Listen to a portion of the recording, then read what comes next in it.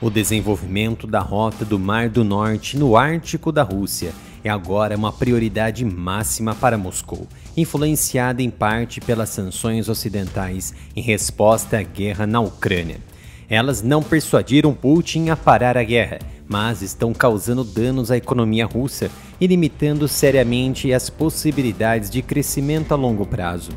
À medida que a Rússia aumenta sua atividade militar, incluindo a implantação de submarinos no Ártico, os Estados Unidos lutam para enviar uma mensagem clara a Moscou, ao mesmo tempo em que esperam amenizar as crescentes tensões no estrategicamente importante Extremo Norte.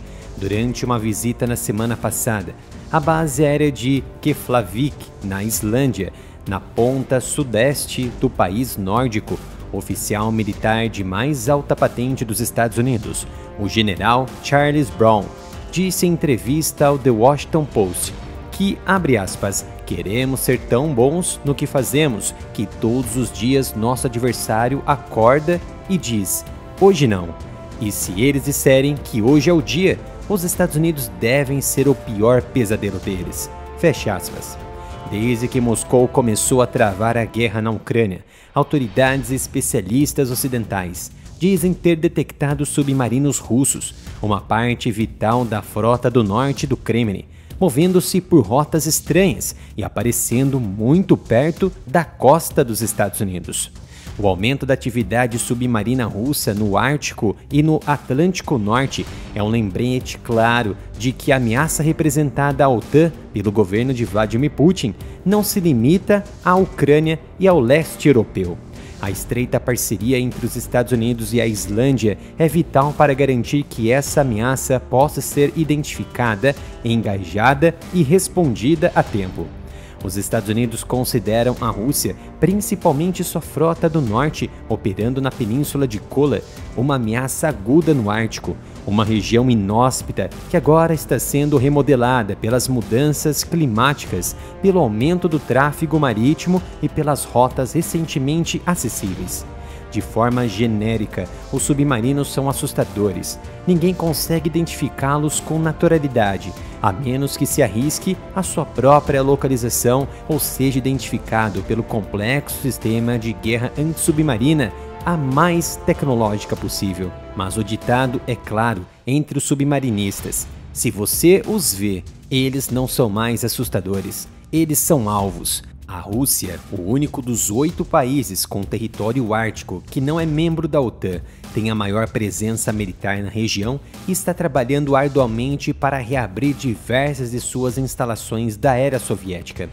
A presença de submarinos russos na costa dos Estados Unidos não é incomum, mas também não é comum ter tantos períodos constantes assim. O ministro das Relações Exteriores da Rússia, Sergei Lavrov, disse em setembro deste ano que estava totalmente pronto para defender seus interesses na região.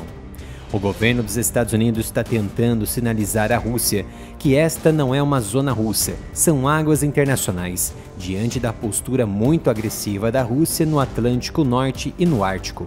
Tudo evidencia que o Pentágono deseja demonstrar presença, mas tenta evitar que pareça uma competição militar entre as partes para não escalar toda a zona atlântica e ártica, mas talvez a Rússia esteja querendo testar isso. Os navios da frota do norte da Rússia dominam o Alto Norte. Moscou, embora presa no Mar Negro e afundando sua mão de obra nas centenas de quilômetros de linhas de frente na Ucrânia, tem um número formidável de submarinos intocados pelos 2 anos e meio de guerra com seu vizinho. Especialistas consideram as capacidades subaquáticas do Kremlin uma força a ser reconhecida e em uma posição muito mais forte do que muitas embarcações de superfície da Rússia. Moscou tem trabalhado duro para avançar seus submarinos nos últimos anos, enquanto as capacidades de guerra antissubmarino da OTAN desapareceram no período pós-Guerra Fria. Desde então, a OTAN tem pressionado para alcançá-los. Vale lembrar que interceptar uma aeronave próxima ou dentro do seu espaço aéreo é feito por outras aeronaves. No caso de um submarino, envolve uma complexidade de equipamentos. Os submarinos têm seguido navios de superfície e outros submarinos durante o último meio século, em especial Rússia e Estados Unidos. Todos que possuem uma frota operacional de submarinos têm jogado esse jogo. Então ninguém quer realmente criar um precedente em tempos de paz afundando o submarino de outra nação. Então é por isso que os porta-aviões em geral são apoiados por fragatas ou contra-torpedeiros dedicados à guerra antissubmarina. Geralmente um comando naval coloca alguns navios com sonar de matriz rebocado nos arredores do seu grupo de porta-aviões de forma estritamente silenciosa, apenas vagam procurando por submarinos, além, é claro, das aeronaves caçadoras de submarinos. Em tempos de paz, quando uma embarcação encontra um submarino, a interceptação é complexa. Geralmente uma embarcação de guerra antissubmarina liga seu sonar ativo e instantaneamente o submarino sabe que foi detectado, sendo a única maneira de demonstrar ao submarino inimigo que foi identificado enquanto submerso e sem disparar um único tiro. É claro que isso muda em tempo de guerra, onde o ataque é o primeiro e único aviso. Embora o Kremlin possa estar preso no leste europeu com sua guerra, a Rússia tem capacidades que atualmente não estão sendo utilizadas na Ucrânia e nos arredores, mas que poderiam ser implantadas no Ártico. De acordo com o general americano Charles Brown, os Estados Unidos estão mantendo um olhar atento sobre a Rússia, não apenas na Ucrânia, mas em todo o mundo. A cooperação com a OTAN é fundamental, em especial a Islândia, como ponte de vigilância, mudando completamente as operações do Pentágono no Alto Norte por causa da guerra na Ucrânia.